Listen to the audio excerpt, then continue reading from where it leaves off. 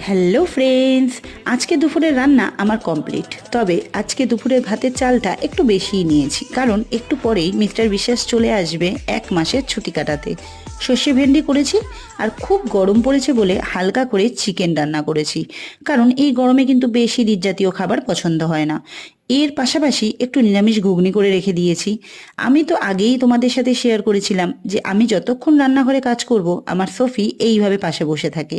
যেই হাত বাড়িয়ে ডাকলাম, খুব খুশি হয়েছে, কতটা আনন্দ পাচ্ছে তোমরা দেখতেই পাচ্ছ। এখন ওর দাবি হচ্ছে ওর সাথে নাকি আমাকে খেলতে হবে, তাও ওর খেলনা দিয়ে। হঠাৎ কনেক বেল বেজে উঠলো, গিয়ে দেখি মিস্টার বিশ্বাস অলরেডি চলে এসেছে। তবে এবার কিন্তু কোনো ট্রেন বা ফ্লাইটে করে কিন্তু আসেনি, এসেছে 12 ঘন্টার রাস্তা পেরিয়ে গোটা শিলিগুড়ি থেকে এই অবধি এই নতুন বাইকে, যেটা সম্পূর্ণ আমার আবদারেই ও কিনেছে। ওকে, থ্যাংক ইউ ফর ওয়াচিং।